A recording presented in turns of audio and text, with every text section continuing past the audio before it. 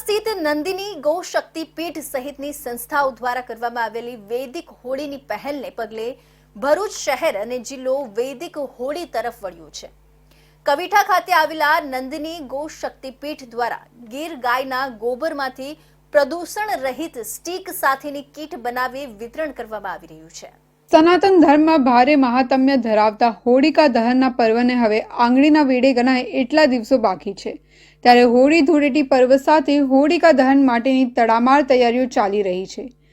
કવિઠા ખાતે નંદની ગૌ શક્તિ પીઠના વિરલભાઈ દેસાઈએ જણાવ્યું હતું કે પ્રદૂષણ મુક્ત ગણાતી વૈદિક હોળી માટે નંદની ગૌ શક્તિ પીઠથી દર વર્ષની જેમ ગીર ગાયબ ગોબરમાંથી પ્રદૂષણ રહિત સ્ટીક બનાવવામાં આવે છે, જેને હોળી આયોજકો લઈ જઈ પર્યાવરણ જાળવણીની સાથે સનાતન ધર્મ સંસ્કૃતિના જાળવણી માટે યોગદાન આપી રહ્યા છે।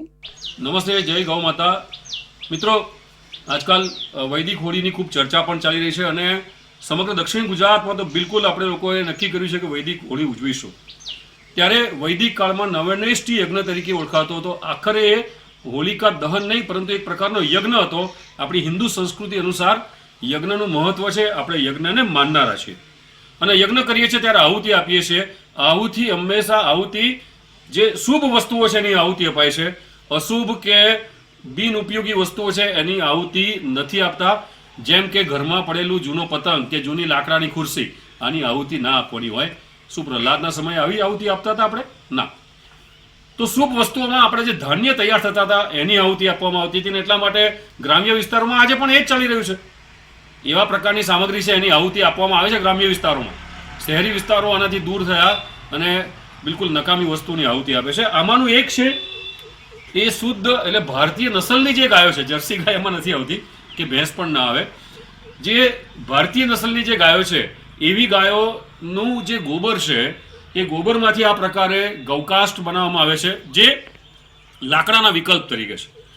આવા ગૌકાષ્ટ, ભીમસેની કપૂર, હવન સામગ્રી, પછી એવા ગોબરમાંથી બનેલા દીવા, આવી અતિશય શુદ્ધ વસ્તુઓનો ઉપયોગ કરીને વૈદિક હોળી પ્રગટાવવામાં આવે એવી અમારી અપીલ છે। અમે 10 ટન જેટલું ગૌકાષ્ટનું અમે આ વખતે પ્રોડક્શન કર્યું છે અને કર્ણાવતીથી લઈને સુરત સુધી જુદા જુદા વિસ્તારમાં અમે આને પહોંચાડવાના છીએ। અમે અપેક્ષા રાખીએ છીએ કે કદાચ આ વખતે કોઈ ચૂક્યા હોય તો તેઓ ફરીથી આ જ પ્રકારની હોળી ઉજવવાનો પ્રયાસ કરે। ગૌ માતા કી જય।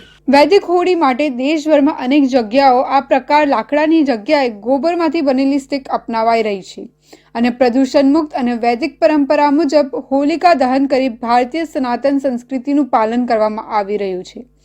ત્યારે ભક્તોમાં પણ જાગૃતિ વધી રહી છે અને દર વર્ષે આ રીતે વૈદિક હોળીનું ચલણ વધતું જાય છે, જે એક સારા સંકેત સમાન કહી શકાય એમ છે।